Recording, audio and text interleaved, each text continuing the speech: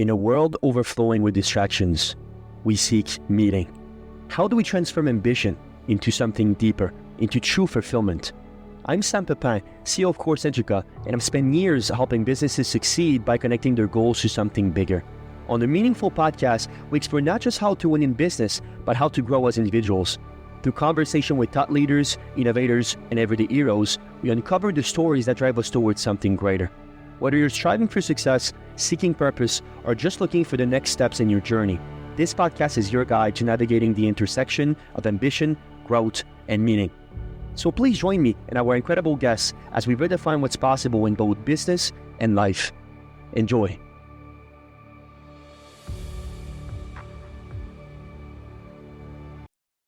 Grief became the spark, love became the mission. Welcome to the Meaningful Podcast. I'm your host, Sam Pepin, and today we're exploring three powerful themes: turning loss into purpose, healing through animals, and building a family legacy. My guests are Massimo and Marchello Migliara, twin brothers and co-founders of Canine BH, a rapidly growing brand reshaping how we nourish our dogs. What started as a personal heartbreak, the loss of their dog Diesel, led them down a path of research, reinvention, and renewal. With backgrounds in fine dining and deep emotional insights, they transform pain into a mission-driven company rooted in health, empathy, and connection. This conversation goes beyond business. It's about grief, brotherhood, mental health, and how our deepest wounds can give rise to our greatest contribution. If you enjoyed this discussion, please let the world know with a like, a small review, or even a quick share. Your supports help more people find meaningful content just like this.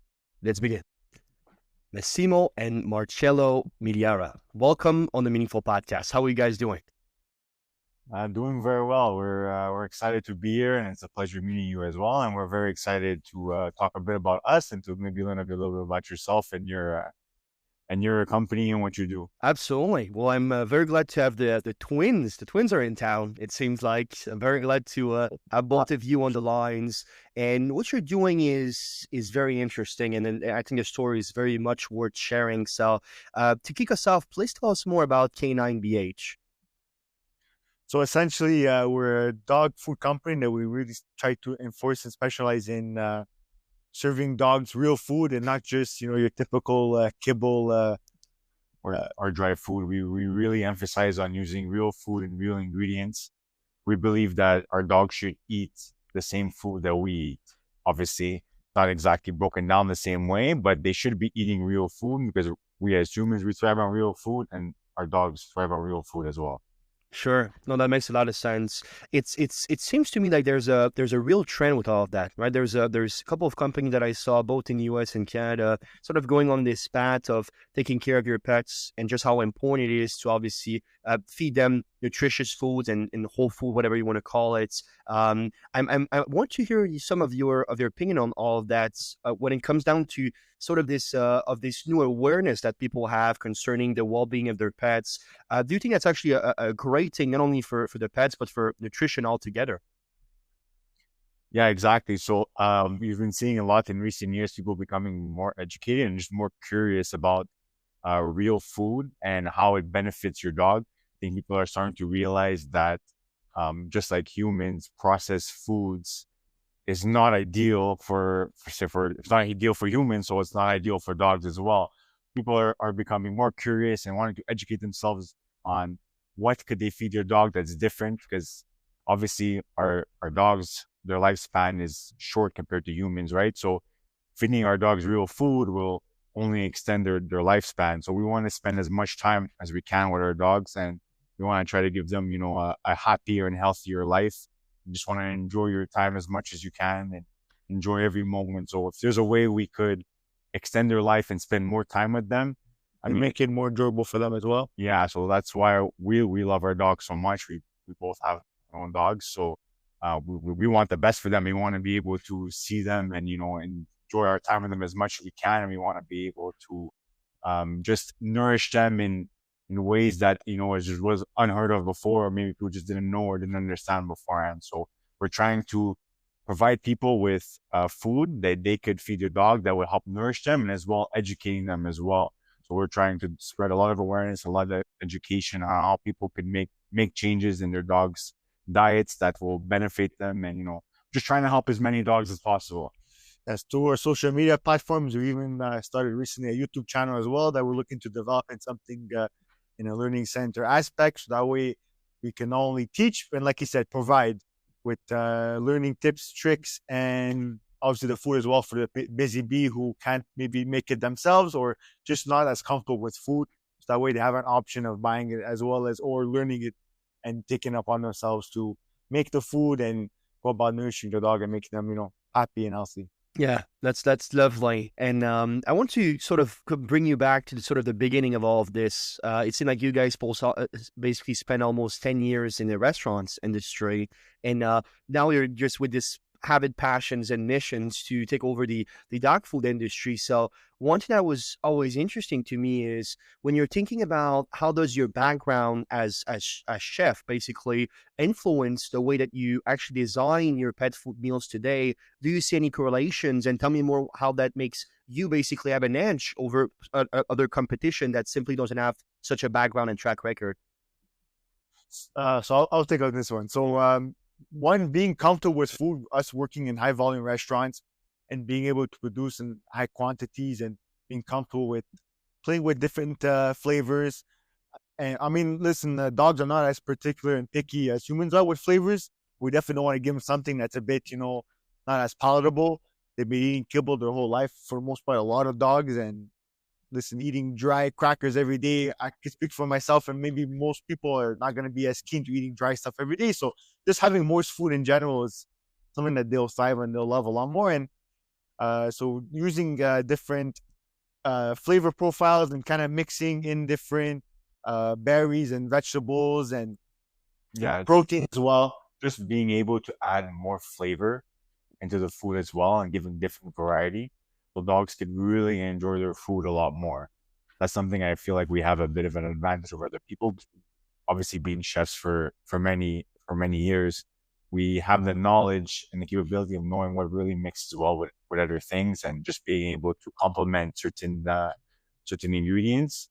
So we implement that in our dog food as well. So just not only is it being nutritious, but it's also delicious, and it makes the palatability like really, really to the next level for dogs. And we see it in our dogs, we see it in other dogs that enjoy our meals as well. They really enjoy our food. So it's just being able to implement not only nutritious stuff, but flavor as well, and different flavors. Not only that, texture as well. I think texture is a big thing that people don't think about. Even as far as just moistening, even if it's just your typical kibble, just by moistening the kibble, it creates a dog's better palatability, and they'll enjoy it a lot more. Obviously, taking to the next level, like he said, and adding different flavors and it's just a combination of everything together. Just makes a perfect, harmony, and just creates a delicious bite for every dog. Yeah, no, makes a lot of sense. I think it was Chris Grosse actually talking about the fact that opportunities don't happen, you create them. So I'm very interested in sort of the haha moments behind basically founding, obviously, Canine BH. It's because to me personally, I can see it with just this short interaction that we've been having. It's very much a passion of yours. So tell me more about how you were able to perhaps use that passions and create a company basically out of it, and sort of the turning points, if you will, that made you realize that was needed within this industry.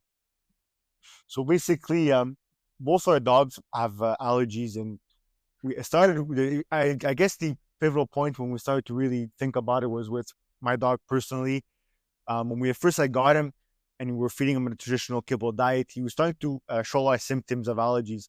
Now, some of the common allergies that dogs will have is turkey, chicken, and beef. And the first batch of food that we had given him was a chicken-based diet. And some of the most common allergies that you see, or symptoms, sorry, that you see a dog will have is redness, itchiness, especially around the eyes and stomach area. To the point where he would even rub his face on the concrete outside because it was just not, He was not comfortable, and he was experiencing a lot of discomfort. Yeah. So then we decided, you know what, like something's not right, something's up. We definitely had to see our vet about it, because at first we weren't sure, but at the same time, we had an idea. So speaking to our vet closely with her and she confirmed that it was definitely allergy symptoms he was having, and she recommended we started on a cost elimination diet of just plain rice and proteins he's never eaten before.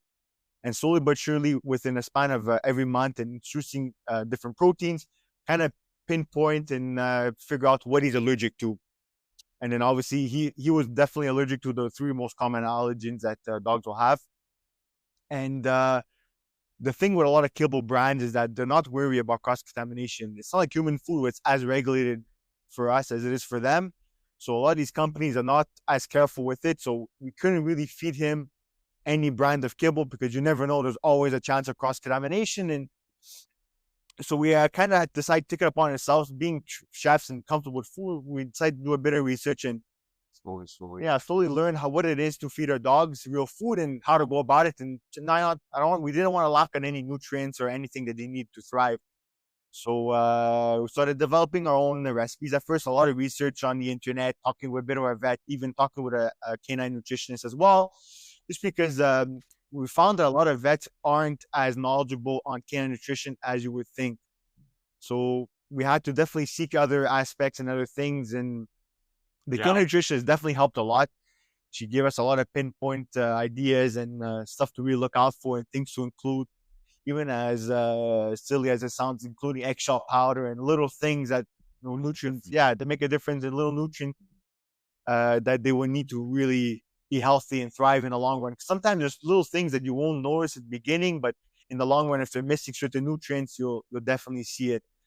So it really opened up our eyes too. Because at first we were just looking at making different food, but we got to really learn about the whole process of like most brands of kibble, how they go about it, and learning that a lot of them it's a processed food in the end. And obviously we started making links to like human food. It's actually very fascinating how similar it is for dogs and for humans as well. Right. So making those same links, knowing that obviously they thrive on real food and not on processed food. So it really was an eye opener for us. And obviously we both exercise, we both, take care of our health.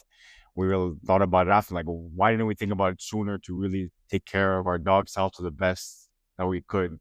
So with this new knowledge and more education, even for us, we started doing our own courses in canine nutrition. So I'm actually finishing my my second certificate now in canine nutrition. So just to have that extra and a little bit more. I'm always looking to learn more, and like it's just for me, I'm like a never ending pit of like learning new knowledge. So as much as I could like learn, I'll like continuously, do research and take courses and whatever it takes, right? Even with new discoveries, it's still, it's studied, but it's not as studied as people would wish they'd be at this point.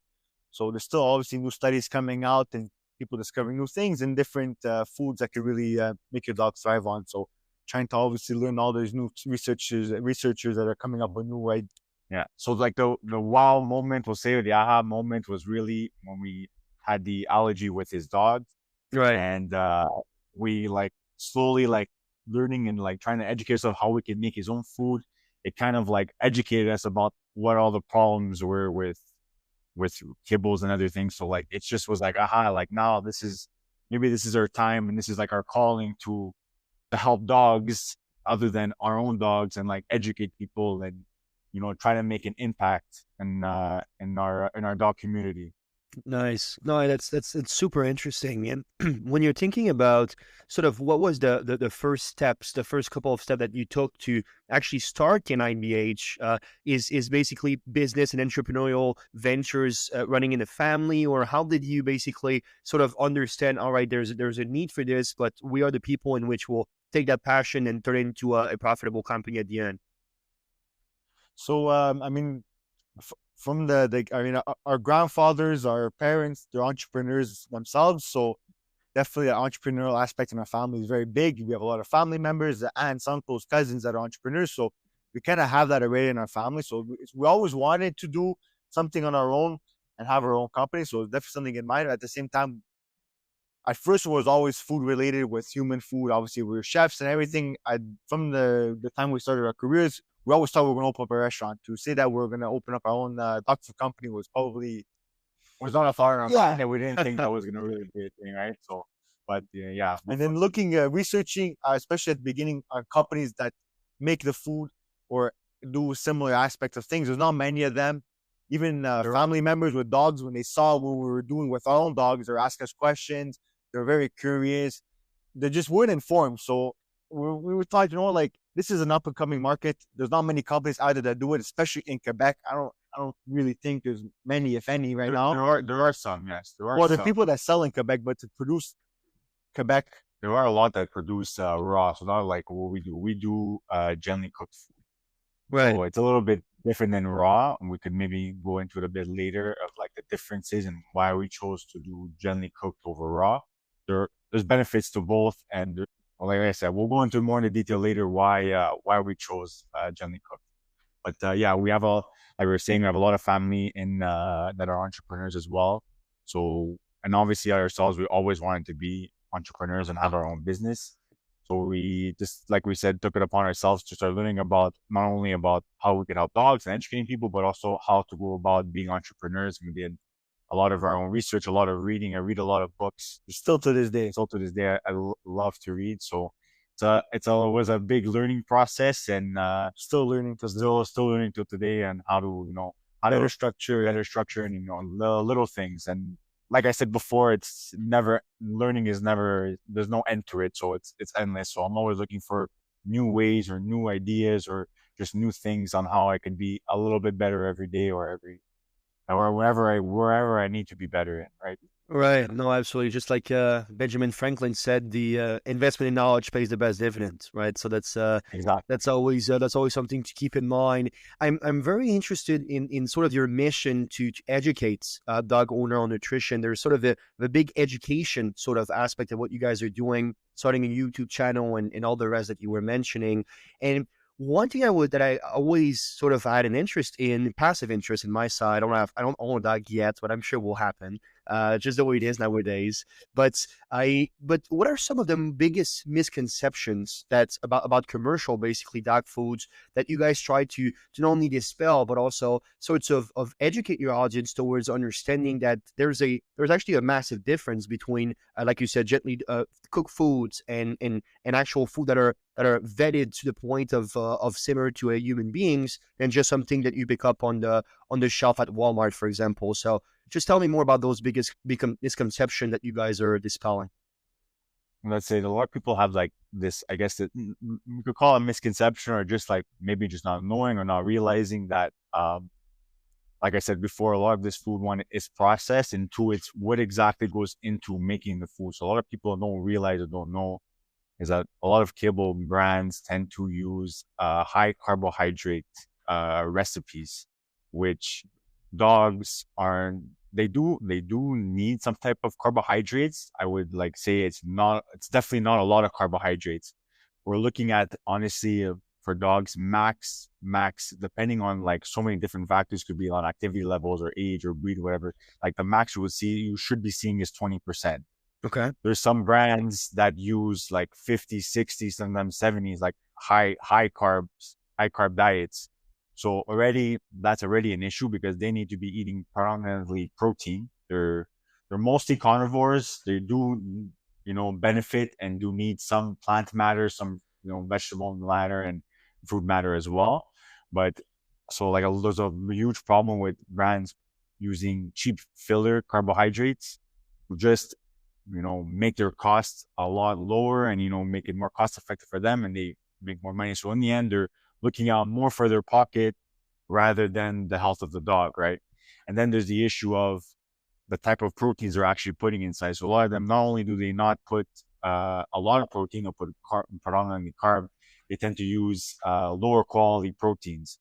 They're also known as like 4D meats. So they tend to be, it's essentially all byproducts from human protein that is not fit for human consumption. And that could be in like in so many different ways. For example, it could be animals that were found, deceased due to unknown causes. That's considered not safe because you don't know what the cause is. And, there could be contaminants in the meat that is not safe for us to eat. Sure. So they'll use that. They'll use animals that they know what they died or the deceased of like whether it was an infection or something like that is not safe for humans to eat. So they'll use those meats.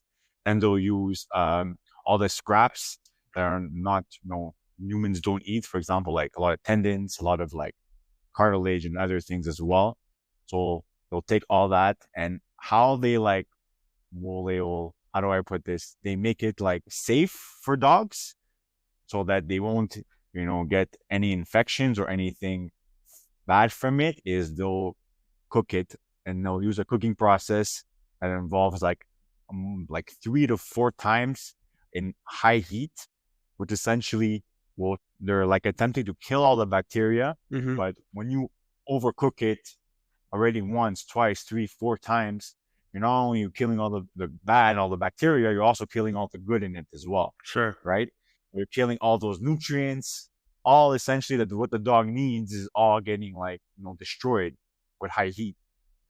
So when that happens, they kind of like find other ways to implement the nutrients that they lost, and they'll use synthetic nutrients because they kind of have more choice. Because then after saying, essentially what they end up is like with this dry powder, because when you cook it, you're pretty much cooking all the moisture out of it, right?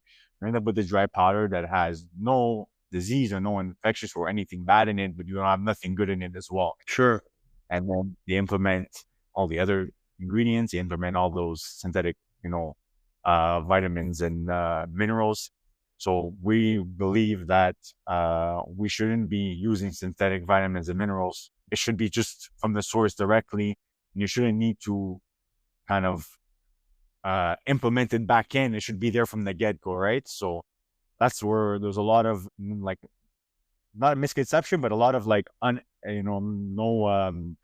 what's the word I'm looking for? People are just not educated enough and knowing how exactly the process is. And obviously the companies don't want you to know these little things as well, right? Not unknowns. Yeah. Marchello, anything you'd like to add on this?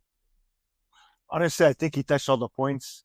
He's pretty knowledgeable about these kinds of stuff. So leave it up to him for things like this, because he really gets every point. For him, he's very passionate about the whole history and the knowledge behind what these other companies are doing and how we're different from everyone else. So Beautiful. honestly, nothing else to say. Love that. Love that. Some butters love right there. That's great. And one thing that is interesting to me, more of a sort of a direct action that basically dog owners can take right away as they're listening to this podcast. What are some simple yet impactful changes that they can do to make their dogs basically diets more, I suppose, optimize their dogs' diets today, or as soon as, like I said, they finish listening to this podcast? Is there anything that comes to mind that are just very simple to touch on? Definitely recommend. Yeah, sorry, before you start, I just want to say one thing. Sure. I don't want people to think that I'm completely trashing kibble. There are some brands that do use good quality and good ingredients. So it's just about having the knowledge and knowing what to look for. So I don't want people to think that, kibble is like big X and like you should never feed it. Some people, obviously, it's more feasible to feed kibble. It's just about educating yourself and knowing what to look for as well. Yeah. But that doesn't mean that, like you're saying, like what are good changes they can make. There's definitely a lot of benefits from still feeding real food in general, right? It's just not everybody is capable of doing the complete transition and doing that. So that's why we like to educate people if they can transition to the real food aspect 100%. What are little changes that they can make that will, that will benefit their dog and that will help make little changes and will make, the big difference in the long run as well. Yeah, So I'll let you. So actually, I'll add on something to what he was just saying. Do a bit of research on the companies that you're looking to feed your dog. A little goes a long way, even as far as contacting the company and asking them where they're sourcing their meat and what they're doing and how their process is. And if they're kind of putting it under the rug or brushing you off, or they're not giving you any straight answer, I think that's a big sign right there that maybe it's not the best company to go with. And if they're very eager and excited to tell you about how they go about their process and what they're doing, then, that's definitely a good sign. So definitely a little research goes a long way, and understanding on how the company's doing their production, and understanding that which companies are good and which companies are bad. Now, going back to your question on what they should be starting off of. Now, we definitely recommend a slow process. Don't jump right into anything. And also always talk to your vet first about making any changes to your dog's diet, just to ensure that you're doing the proper steps or the proper things and you're not missing anything as well. But yeah, so if you're gonna choose to feed your dog, still, because some people they don't want to make the change right away, or they just a bit uncomfortable and whatever reasons they have. We're not gonna go into specifics, but little things that you could do to make your dog's food more nutrient dense and more palatable. A big thing that we like to recommend is bone broth. Bone broth with your dog's food, either letting it soak or mixing it in, or even letting it absorb in a bit more. One, there's a lot of benefits to giving bone broth. Not only that, from the nutrient part, but the dog's going to enjoy it a lot more. So the palatability is going to be 10 times better. Eating softer food and getting that extra hydration as well is definitely going to help them thrive as well. Little toppers that you could add would be yogurt. Make sure it's plain Greek yogurt, and no artificial flavorings or sweeteners, because some sweeteners that's not good for your dog as well. Pumpkin puree is another great one as well. Oats, flax seeds, any type of like, you can even do minced meats, of course. Yes. Any type of like protein that you would cook and put it on top of your meals as well. Fruits, a great one as well. Any fruit like blueberries, strawberries, bananas. You could put peaches. You could raspberries, mango. Oh, is that right? You could, you could add a lot of different vegetables as well. So we could add sweet potato. Yeah, sweet potato as well. You could put green beans is another favorite we like to use. Green beans as well. You could use cabbage. You could use squash, any type of squash, summer squash or winter squash. Wow. What else could we think of? Eggs. Eggs is a great one as well. And don't exclude the eggshell. People think the eggshell, whatever, we don't really eat it. There's a lot of benefits to it. One, the calcium in it is really good, and the membrane of the eggshell as well is really good for your dog. Now, the thing is that one thing I would recommend, I mean, personally for our dogs, they don't like eating the eggshell. Some dogs do, some dogs don't. So what we like to do is either then dehydrate it, or if you in your oven on a very low setting, to dehydrate the shells and pulverize into a powder and just sprinkle a bit on. You still get the same benefits, and it's easier for them to eat, especially if your dog is not into eating the shell. So it's just another way to go about it, and adding more nutrients to your dog's food. Nice. No, it's so basically you treat him just like your child at this point, right? You're just whatever is best for good for you is probably good for them. Is what I heard. Is there any sort of cable brands that you just basically think right away when you think about quality and just an easy and sensible choice that people basically can pick up without, I suppose, the headaches of researching deeply for some of them? Is that give me 1 to 3 names, perhaps. I honestly will. I really wouldn't want to start naming certain brands. Okay. Whatever for whatever reasons. Sorry to No, that's okay. Not answer your question, but we truly believe that real food is the best way to go about it. And there also is, though, we could suggest as well for like a dry food basis is dehydrated. Like they're like kibbles, but instead of they're being like cooked and like made into like little we'll call them like cookies or little pellets. There's dehydrated or freeze dried foods that are very good as well. So if I could recommend one type of dry food, I would definitely recommend either a dehydrated or a freeze dried food.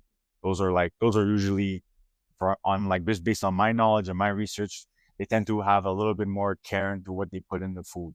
But there are exceptions, of course. Okay, sure. No, I appreciate your directedness.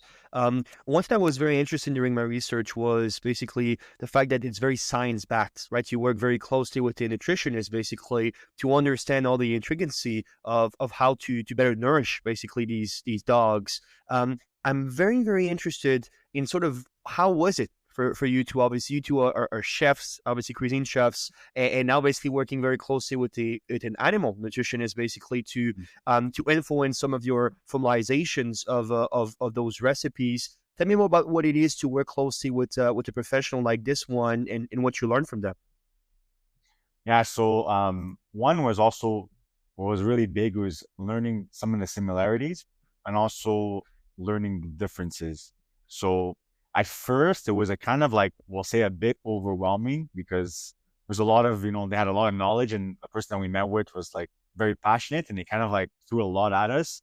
And at first, it was kind of like I said, it was a bit overwhelming because like obviously being chefs, we know how to cook and everything, but nutrition part at the beginning was not our forte. So that's where we really met with the person and we had to learn a lot. So slowly, I kind of like broke it down, looked at through what we talked about. I took my own notes and learned from them. And then after doing my own research as well. So little things that I could say is like, what are differences? What are similarities? What I can say, nutrient wise, they do need, obviously an array of different nutrients like we do. Now, one thing I'm trying to put something to make it as understanding as simple as possible. Similarity of like having different variety. So using different food as much as you can. So not always giving the same thing. Kind of like what I was told, when we eat our meals, we don't eat the same proteins at every meal. We don't eat the same vegetables. We don't eat the same carbohydrates. So implementing different things is very important. Different variety, because every element has different nutrient to offer. So you want to try to give as much variety as possible. Well, like kind of what's similar with like for us and for dogs is we do need some type of carbohydrates. We do need some type of vegetables. We will benefit from eating fruits and protein as well.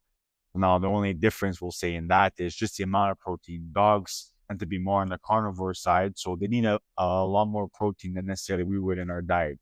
So in the end, the breakdown of having variety and the elements, so like proteins, vegetables, fruit, carbohydrates are the same. It's just the ratios that kind of change. Other like maybe differences would be in certain vitamins, dogs tend to synthesize vitamin K and they synthesize vitamin C. What synthesize means they produce it on their own with the help of other nutrients as well. So also depending the dog and depending maybe their situation, sometimes maybe they won't be able to produce enough. So it's always good to include a little bit in their diet as well. So for them, they, like I said, the vitamin K and vitamin C, they tend to be able to produce it on their own. One like major difference that so it's a similarity, but it's not a similarity. And I'll explain what it is. It's vitamin D. So as humans, we absorb vitamin D from the sun, right? And dogs can also absorb vitamin D from the sun.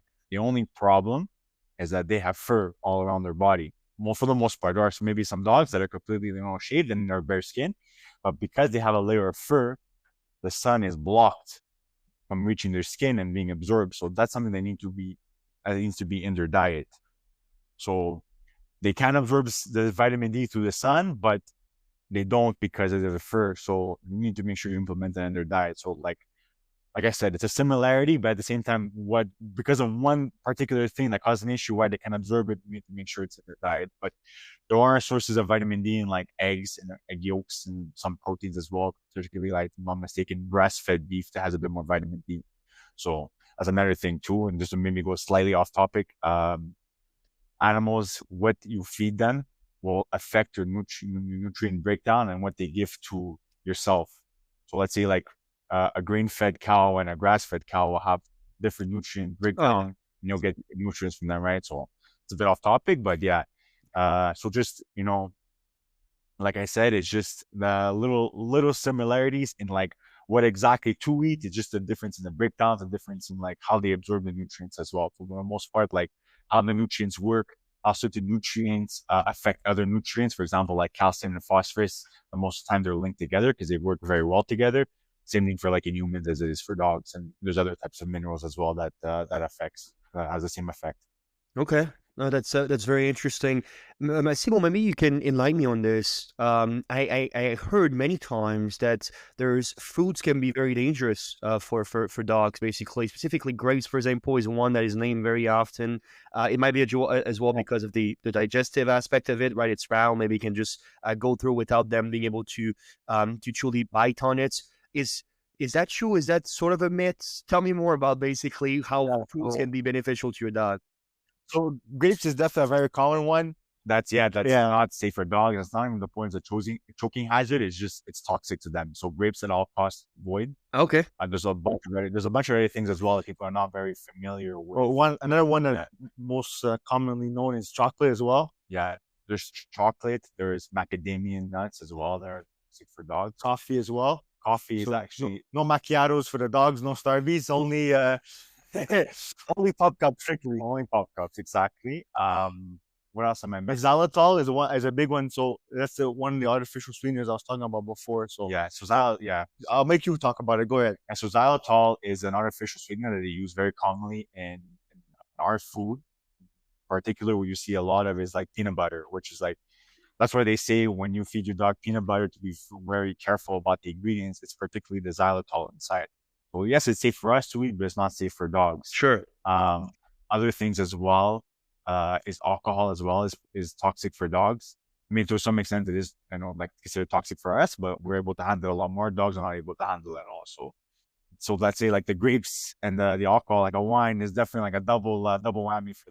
Yeah, oh, that's right. That's right. So you can have breakfast with them, but no coffee, no chocolates. Be Exactly. careful with all of that.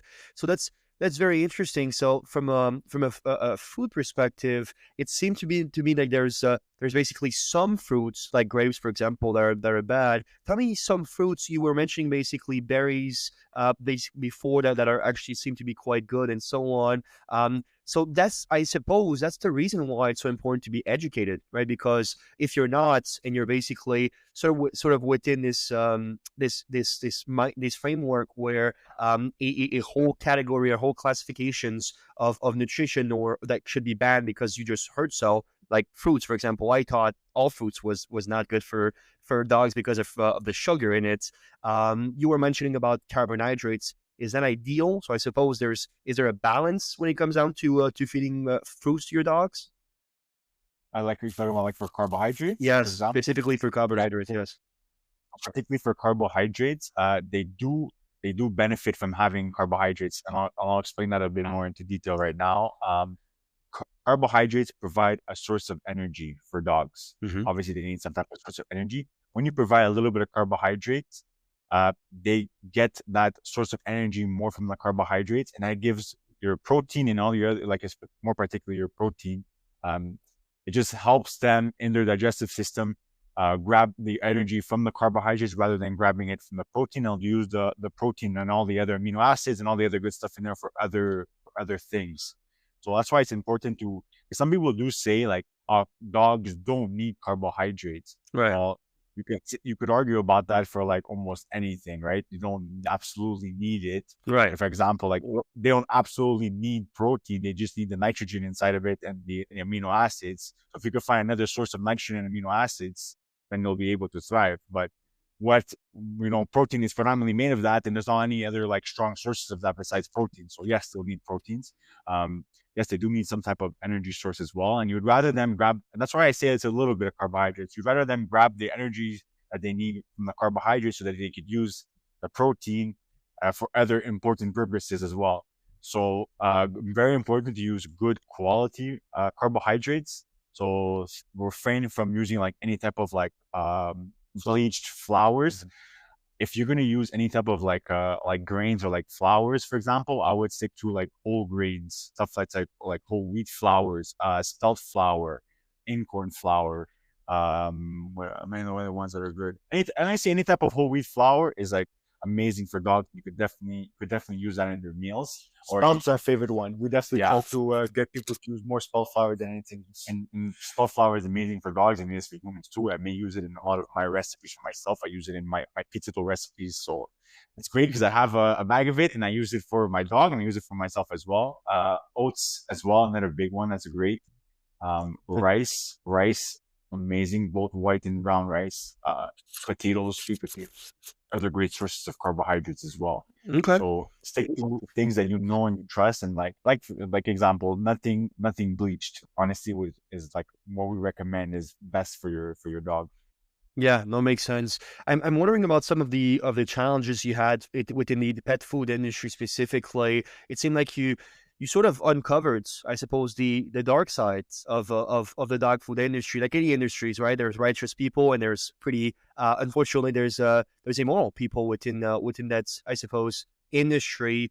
And when you're thinking about sort of this competition aspect, business is competitions, and the fact that you had to navigate sort of the challenges of competing with big name brands and on not only on pricing but also on value proposition and so on. Tell me more how you were able to to do that quite successfully and bring basically Canine BH to market? So, something I actually read, and I'm not sure if you're familiar with the book, The Blue Ocean, Yes. Blue Ocean Strategy. So, like they talk about, they don't really focus on your competition, focus on yourself, focus on, creating a new market for yourself. And that's what we're essentially doing. So we don't really focus on our competition. We just focus on doing what we believe in, what we know best, And creating awareness as and well. creating awareness and educating people. So we're kind of trying to make our own path, our own thing. So I don't like to think of them as a competition or anything else. We're all in the same industry. We all, for the most part, have a goal in mind. Some of them we have the same goals. Maybe some of them are a bit different, but we just focus on ourselves and just focus on, educating people, teaching them, like I said, with our platforms or with our social media, and also trying with the YouTube. We also hosted our first dog seminar at the beginning of this year. We're looking to do more of those as well Nice. to help, educate people. So we're just trying to, focus on us and focus on our thing, and we're not trying to worry about our competition, because in the end, there's always going to be competition out there, right? There's always someone better than you. So just looking at being the best that we could possibly be. Exactly. The best version of ourselves. Okay, no, that makes a lot of sense, and I'm very familiar with by the Blue Ocean. By the way, it's a great book. Everybody can pick it up for sure. Something that was quite interested within the sort of the narrative of your brand and sort of this Blue Ocean opportunity, perhaps, is through the commitment to sustainability and ethical sourcing. That's something you actually, Marchello, you just mentioned about maybe calling basically the food brand you're using and asking them basically how passionate they are about their process and how they source their food could definitely be a green flag. Tell me more about how you guys ensure sustainability and ethical basically sourcing within your product specifically. Yeah, so we always make sure to use not only what for them to make it as simple as possible. We look at food that is one safe for humans, and we wouldn't feed the dogs anything that we wouldn't eat. So we make sure as much as we can look for local farms as well. And we don't try to we try to make it as local as possible as well. We want to support the companies around us and keep it in the community as much as we can. Yeah. And that way everyone could go together and, be successful in, feeding everyone, and not just people, our dogs as well, right? So yeah, we try to source local. We try to touch on different farms as well. And so we go to some other farms and we buy especially the proteins from them, and that's what we use to make our meals. Yeah, no, I was seeing basically grass-fed bison and obviously wild coho salmon and so on. So there's a lot of these sort of premiums, even for human beings, are premium. So I can imagine how premium it is for the typical dogs out there. One thing I was very impressed about though is the affordability behind it. How do you guys balance basically sustainability, premium basically options offering, but yet basically the affordability for your customers? So which obviously for us becomes more, we try to make it more affordable just by being able to buy more. When you buy a little bit more in bulk, it helps with our cost as well.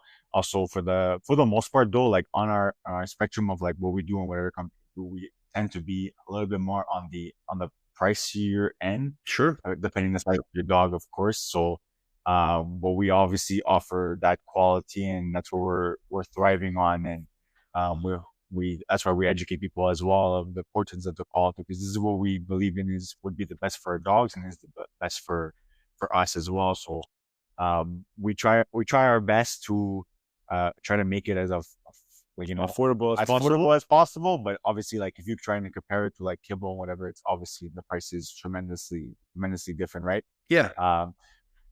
Based on our packaging, our packaging for the price is based on a 20-pound dog for their daily intake, for example. Obviously, to go a little bit more into detail, it obviously depends on the dog and their breed and their activity level. So a lot of trial and error sometimes is needed on their end. But we also have a feeding chart with calorie breakdown as well, just to help give an idea of what they could feed your dog. And we obviously educate people about this as well when they buy from us. Do a couple of weeks, monitor their weight, see how they go, and if they need a bit more, if they could have a bit less. It's really up to the dog. It's really up to obviously the dog, right? So different activity levels, different ages. They require different things. So it's good as a good guideline. But for the most part, though, what I love about feeding our dogs real food is the weight management tends to be a lot easier than kibble. Dogs on kibble diets tend to uh, their weight doesn't like is not as balanced as easier. They tend to gain a bit more weight because of the high carbohydrates in their diet as well. So this is why we focus on using real food. It tends to obviously the price becomes a little bit obviously becomes more than the kibble itself, but we try to find as much as we can to make the price as reasonable as possible, obviously without sacrificing quality. So Yeah. that's what's really important to us. Trying to find a good balance, and in the end, we're just trying to help people as much as we can, and we don't want to be losing money either. Yeah, so we got to try to find. I think we found a good balance in between right now where we're at. We're always trying to make things a bit better and trying to research and trying to find different farms and putting ourselves out there. And We like to shop around. We like to look at things as well, different options, and see what they have to offer as well. So that's always exciting, going to meet new people and talking to them and learning about their products and how they go about feeding their cattle and their cattle, or feeding or how they nurse their vegetables, whatever the case may be. Right. No, you pay for you get what you pay for. That's the bottom line for any industries, and obviously profit margins are necessary for any business to survive and to flourish. So that makes a lot of sense. You guys are very big around the human grade quality sort of basically narrative, I suppose, and it's sort of buzzword which I actually like quite a bit. I had something in mind that is a little bit off topic, but I think it's quite comical. Have you ever basically had people or customer basically trying the dog foods out themselves just out of curiosity? Does that happen?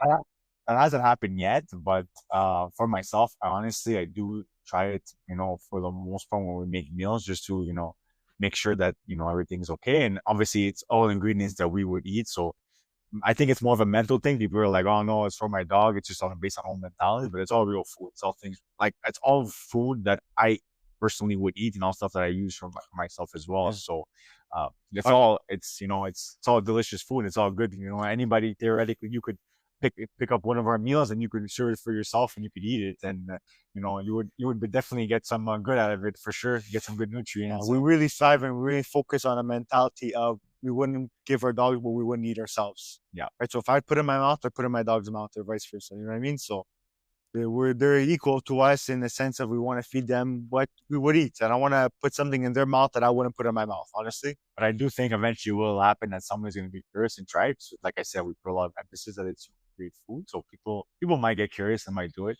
But even especially when we shop around and we want to try different products, we eat it ourselves first. So you know what I mean. We're definitely eating what we're giving the dogs. Maybe not always in the aspect of when it's all mixed together, but if we're gonna buy a new protein, we're gonna buy a new vegetable, we're gonna cook it for ourselves first, try it out, and see how it tastes and see how it is before we're gonna start feeding it to our dogs. Nice. No, I love that. I think that's all outstanding. So I suppose when you guys are having dinner, everybody's get the same plates. All right, the dogs just go in line with the other humans and take their balls out, I suppose. That's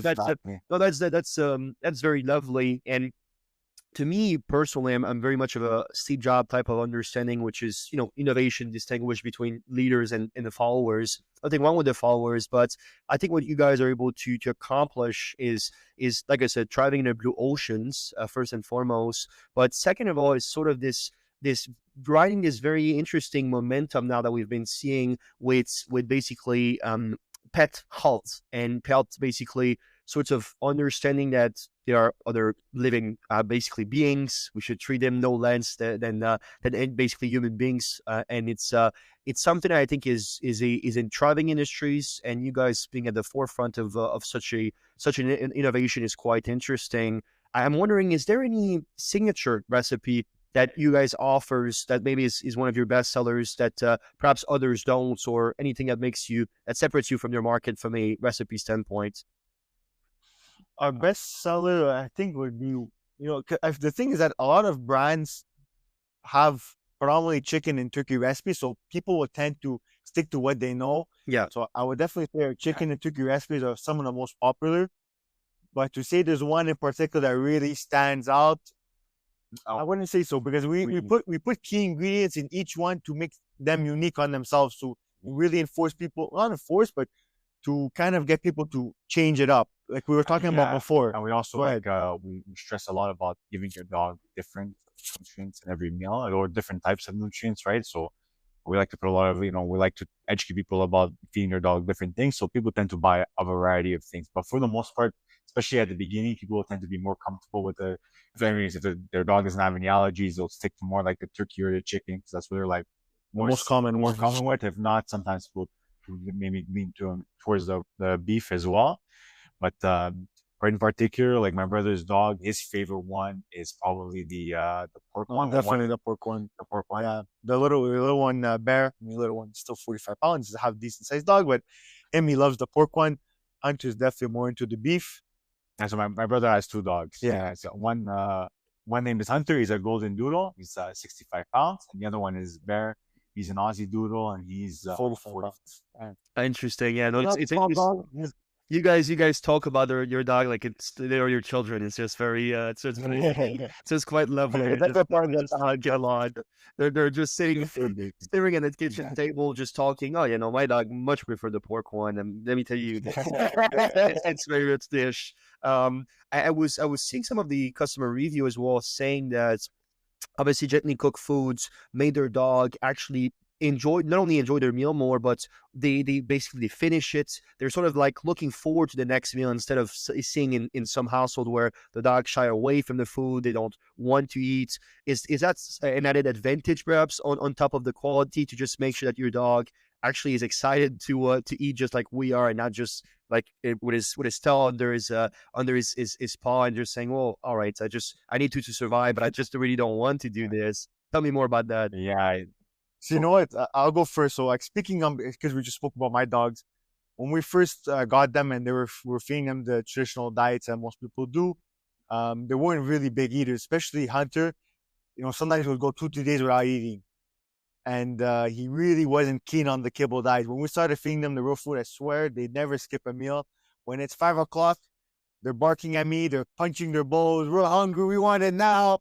You know what I mean? Like it's that point. something they never did before. Yeah. Right? So you see it firsthand. We saw it firsthand with our dogs, and we see it right now with the people that use our meals. That's just a difference.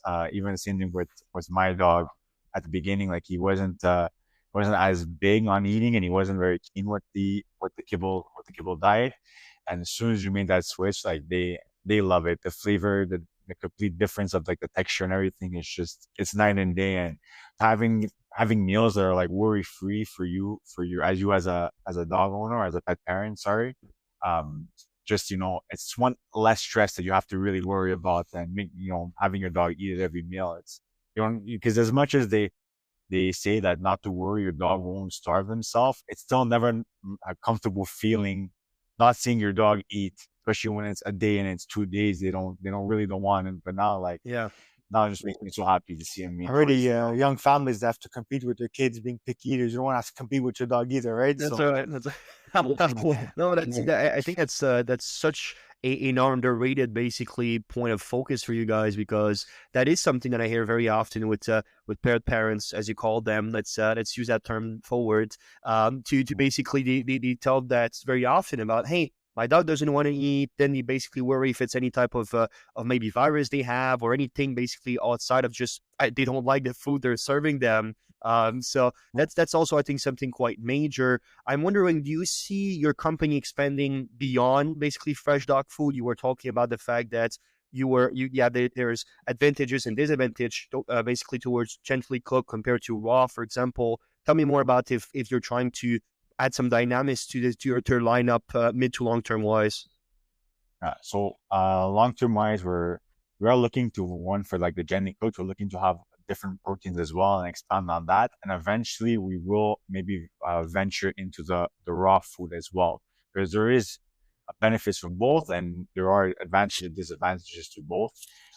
Other than that, those two, we're always going to stick to like the real food aspect. And we're also going to focus on in the future educating as well. So doing more seminars, doing more content on social medias, and so on and so forth. So that's where we really see our vision for the future is. And obviously, we want to expand to other provinces in Canada as well. And if we can eventually make a splash in the US as well and help, help our neighbors next door with their dog needs. That's what our goals are for the future on that. Nice. What about you, Marcello, when you're thinking about the sort of the long-term vision for this company, where do you see it headed? So we definitely want to, venture into different flavors. Right now, we're happy with what we're working with. We don't want to bite too much we can chew, and you want to spread a lot of awareness at the same time. Something we lack is the a fish aspect in our meal. So it's something that we've been talking a lot about and venturing into a fish meal and maybe a different one as well, and maybe some other proteins that not many people see or people are not familiar with, whether it's venison, bison, and so on and so forth. Maybe venture in more in the different generally cooked meals first before we venture into the raw stuff. Raw stuff is definitely something we would like to jump into, but at the same time, like you were saying, there's some benefits to one and the other. Personally, we believe that generally cooked is a quote unquote safer way to go about it. And to a certain extent, because there are some dogs that could benefit on the raw diet, but vice versa as well. There's some dogs that don't benefit so much on the raw diet. So it's really specifically certain breeds that raw is not necessarily suitable for them. And sometimes a bit of trial and error as well with your dog. You could kind of give a good idea of if your dog will benefit from one or the other specifically. But for the most part, most dogs with density tend to benefit more on the generally cooked side. And also on the aspect of sourcing your food is very important on the raw aspect. So it's something that people need to take in mind if they choose on their own to make their own food. If they're going to choose raw, sourcing some really high quality ingredients is very important. You don't want to go to the grocery store and buy whatever ground beef because you never know what contaminants might be inside. Same way they write on the labeling that cooked to a certain degree Fahrenheit, whether it's 165 or whatnot, depending on the protein. You have to be sending for your dog. You don't want to give them something that may have some contaminants as well, because the grocers do allow a certain amount of contaminants that can leach into the food. Obviously, it's not as regulated to a precise thing. Yeah. So as we're talking about, we're gonna brush up on it. Grocery stores allow a certain amount of pathogens in their food, right? Because they're assuming that we're cooking it. So mostly you'll see that in ground meats, right? They allow a certain amount of pathogens because a lot of the labels you'll see it says cooked to X temperature Fahrenheit, right? Or Celsius, depending on where you are. So if you take that ground meat and you show that to your dog, there's a chance that they could, get sick from something because of the certain pathogen that's inside. Because they're not thinking that you're going to be feeding it to your dog raw. They're assuming that you're buying it for yourself. So very important, if you feed your dog raw meat and you want to grind it, you would buy a high quality. You grind it yourself, and proper procedures to cleaning your equipment. Yeah, make sure when you're done with your equipment, you really thoroughly clean it properly, because you don't want any contaminant inside thereafter. For your next batch, you make it, then it's going to go inside your new batch, and then it can get your dog sick. So it's very important, making sure you follow proper procedure when it comes to a raw food. Because it could get very scary very quickly. So that's why a lot of raw food brands, they have no choice to focus on using good quality tools, right? So they don't want to avoid any issues. And there's a whole other aspect of some dogs just don't do well with raw food. They have a harder time digesting it, depending on the breed, because a lot of dogs have been, for generations have been domesticated. They're used to a certain diet. Certain breeds really don't thrive well on raw foods. They have a really, really hard time breaking down the food. Even senior dogs as well. Senior dogs too have a really, really tough time. So sometimes a dog for most of his life could thrive on raw food, and then all of a sudden, when they get a lot older, they start experiencing issues with digestion, and then that will affect it. So they tend to maybe lean towards more maybe the gently cooked instead. So why gently cooked is great is because, yes, you're cooking the food, but you're cooking in between 200 and 300 degrees Celsius, which preserves all the nutrients and doesn't kill off any nutrients.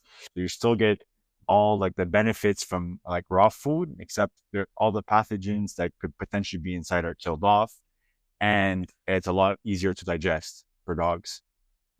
some common breeds that have like trouble with digesting foods. I'm not saying that all of them will, because there are some like dogs, certain breeds that are able to do it. For example, like what's common is the poodle mixes, poodles in general, tend to have a lot harder time. There are some poodles that do well on raw. For the most part, we see a lot of poodle mixes that don't do well on raw. And there's other breeds as well. For like the raw, there tends to be a lot more like bigger breeds that tend to do better on raw. Obviously, there are exceptions, like I said before. Every dog is unique, and that's one thing I cannot stress enough about. So every dog's needs are different. So it's very important to know what's best for your dog and to learn. Same thing like for humans, every human is unique, right? So from one human to another, what they're able to digest and what they're able to eat is completely different. So it's very important, to pay a lot of attention to how your dog reacts to foods and, just even as funny as it sounds, study their poop. It's a really good tell sign. Watching out as even us, our primary stages of developing our stuff, we look like weirdos looking at our dog's poop all the time. But it's important to see how they're digesting it and how it's coming out. As much as it's gross, it's an important process step we need to take to ensure that they're digesting it properly. Beautiful. Well, you know what they say, a dog is a man's best friend. So take care of him. And gentlemen, it was an absolute pleasure to have you on the Meaningful Podcast. Massimo and Marchello Migliara, thank you so much for all these insights in sort of a chronological, order of events concerning this company and this mission of yours. And typically we interview one guest, and therefore there's one last words of wisdom. Today you're going to be having two last words of wisdom. So that's very, very exciting stuff right here. I'll start with Marchello directly. I'd love if you can share any sort of lifestyle with our audience, please. One thing I would definitely emphasize is, always, he said this one already, so maybe I have to change it up with the aspect of always learn and always keep learning, but never stop learning. Never stop learning. Yeah. Between if it's your dog's health, even for yourself or any other aspects of life, life changes.